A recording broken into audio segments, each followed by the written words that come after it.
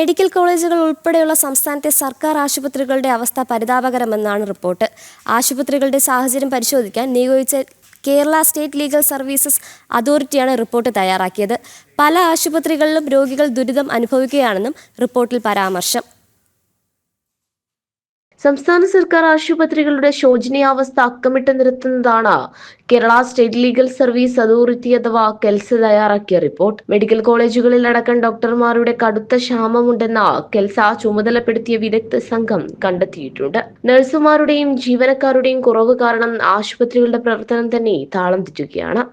രോഗികളുടെ അനുപാതം വെച്ച് നോക്കുമ്പോൾ ജീവനക്കാരെ അടിയന്തരമായി നിയമിക്കേണ്ടത് അത്യാവശ്യമാണ്. മരുന്നുക്ഷാമം അതിരൂക്ഷമാണ്. അത്യാവശ്യത്തിനുള്ള മരുന്ന് പോലും മിക്ക ഫാർമസികളിലും ഇല്ല. ഉപകരണങ്ങൾ പലയിടങ്ങളിലും ആവശ്യത്തിനു പോലുമില്ല. ഡയാലിസിസ് ഉപകരണങ്ങളടക്കം കാലപ്പഴക്കത്താൽ ഉപയോഗിക്കാൻ കഴിയാത്ത അവസ്ഥയിലാണ്.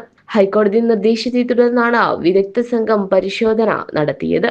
ജൂലൈ 3 കോട്ടയം മെഡിക്കൽ കോളേജിൽ കെട്ടിടം തകർന്ന് വീണ തലയോലപ്പറമ്പ് സ്വദേശി ബിന്ദു മരിച്ച സംഭവത്തിൽ സമർപ്പിച്ച പൊതുതാൽപര്യ ഹർജിയിലാണ് കോടതിയുടെ ഇടപെടൽ. തുടർന്നാണ് കെൽസ സംഘത്തെ ചുമതലപ്പെടുത്തിയത്.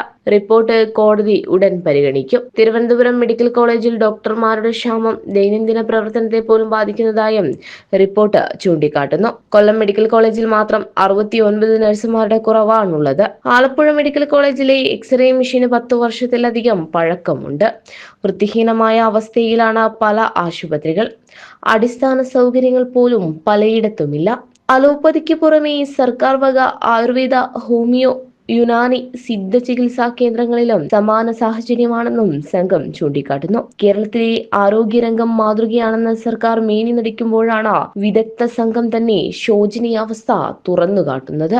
ജനം, തിരുവനന്തപുരം.